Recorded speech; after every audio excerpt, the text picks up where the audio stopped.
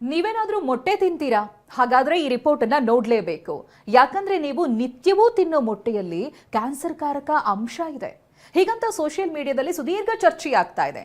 ಅಷ್ಟಕ್ಕೂ ಏನಿದು ಮೊಟ್ಟೆ ಕತೆ ಅನ್ನೋದನ್ನ ತೋರಿಸ್ತೀವಿ ನೋಡಿ. ಇದ್ರ ಬಗ್ಗೆ ಎಲ್ಲ ಪೂರ್ತಿ ಮಾಹಿತಿಯನ್ನು ಪಡ್ಕೊಂಡು ಅಗತ್ಯ ಇರುವಂತ ಏನೇನು ಅದಕ್ಕೆ ಆ ಥರ ಏನಾದರೂ ನೈಜವಾದಂಥ ಒಂದು ಅಂಶಗಳಿದ್ರೆ ಖಂಡಿತವಾಗಿಯೂ ಆವಾಗ ನಾವು ಅದಕ್ಕೆ ಗಮನ ಕೊಡಬೇಕಾಗ್ತದೆ.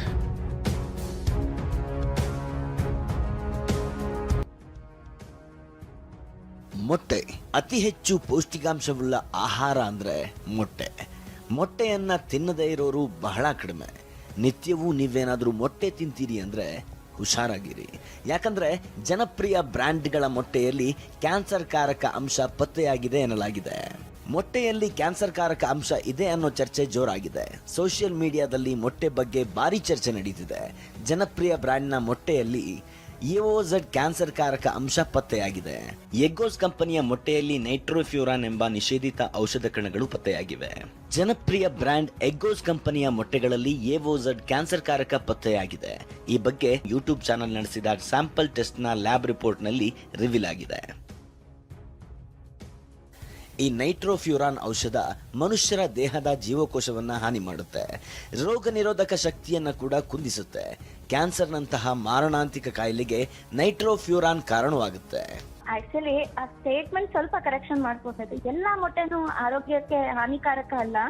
AOZ ಅಂತ ಪ್ರಮಾಣ ನೈಟ್ರೋಫ್ಯೂರಾನ್ ಅಂತ ಏನ್ ಆಂಟಿಬಯೋಟಿಕ್ ಫೀಡ್ ಆಗಿರುತ್ತೆ ಕೋಳಿಗಳಿಗೆ, ಅಂತ ಕೋಳಿಯಿಂದ ಬಂದಿರೋ ಮೊಟ್ಟೆನಲ್ಲಿ AOZ ಪ್ರಮಾಣ ಇರುತ್ತೆ. ಸೊ ಆ AOZ ಪ್ರಮಾಣ ಇರುವಂತ ಮೊಟ್ಟೆಗಳು ಹಾನಿಕಾರಕ. ಬಟ್ ಆದ್ರೆ ಈಗ ಬಂದಿರೋ ರಿಪೋರ್ಟ್ ಎಗೋಸ್ ಕಂಪನಿದು ಮೊಟ್ಟೆನಲ್ಲಿ AOZ ಅಂಶ ಪತ್ತೆಯಾಗಿದೆ ಅಂತ ಬಂದಿರೋ ರಿಪೋರ್ಟ್ ಅಲ್ಲಿ 0.7 ಪ್ರಮಾಣತೆ ಇದೆ ಅಷ್ಟೇ. ಬಟ್ ಆದ್ರೆ ಯಾವುದೇ ರೀತಿ ಆಂಟಿಬಯೋಟಿಕ್ ನಮ್ಮ ಮೊಟ್ಟೆಗಳಲ್ಲಿ ಕಂಡು ಬರೋದು ಅಷ್ಟು ಒಳ್ಳೇದಲ್ಲ. ಅಂಡ್ ಈ AOZ ಇಂದ ಹೆಚ್ಚು ಸೇವನೆ ಮತ್ತೆ ಪ್ರಮಾಣ ಹೆಚ್ಚು ಇರುವಂತ ಮೊಟ್ಟೆಗಳನ್ನ ತಿಂದ್ರೆ ಖಂಡಿತವಾಗೂ ಹಾನಿಕಾರಕ.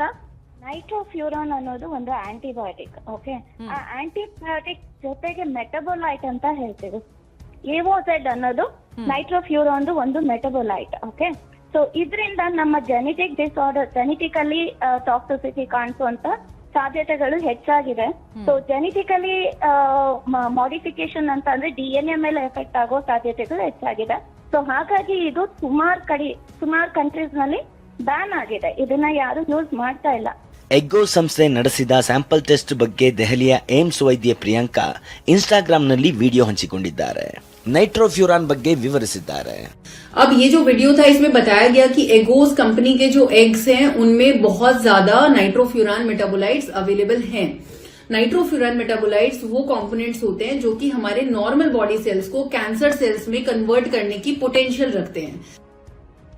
ರಾಷ್ಟ್ರ ಮಟ್ಟದಲ್ಲಿ ಮೊಟ್ಟೆಗಳ ಬಗ್ಗೆ ತೀವ್ರ ಚರ್ಚೆ ಆಗ್ತಿದ್ದಂತೆ ರಾಜ್ಯ ಆರೋಗ್ಯ ಇಲಾಖೆ ಕೂಡ ಅಲರ್ಟ್ ಆಗಿದೆ.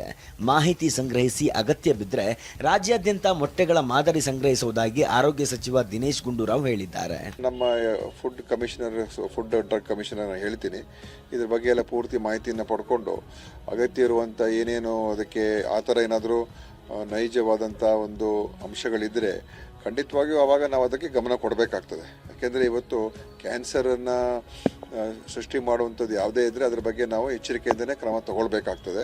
ಮತ್ತು ಆ ಥರ ಕಂಡು ಬಂದರೆ ಅವಾಗ ಕಠಿಣ ಕ್ರಮ ತಗೊಳ್ಬೇಕಾಗ್ತದೆ. ಆದ್ದರಿಂದ ಇದನ್ನು ನೋಡ್ಬಿಟ್ಟು ಇದರ ಹಿನ್ನೆಲೆ ಮತ್ತು ಇದರೆಲ್ಲ ಪೂರ್ತಿಯಾದಂಥ ಮಾಹಿತಿಯನ್ನು ಸಂಗ್ರಹಣೆ ಮಾಡಿ ಮುಂದೆ ಅಗತ್ಯ ಇದ್ದರೆ ಖಂಡಿತವಾಗಿಯೂ ಏನು ಟೆಸ್ಟ್ಗಳು ಮಾಡಬೇಕಾಗ್ತದೆ, ಪರೀಕ್ಷೆಗಳು ಮಾಡಬೇಕಾಗ್ತದೆ ಎಲ್ಲ ಖಂಡಿತ ಮಾಡಿಸೋಣ. ಎಗ್ಗೋಸ್ ಬ್ರ್ಯಾಂಡ್ನ ಮೊಟ್ಟೆಗಳಲ್ಲಿ ಕ್ಯಾನ್ಸರ್ ಕಾರಕ ಅಂಶ ಪತ್ತೆಯಾಗಿದೆ ಎನ್ನಲಾಗಿದೆ.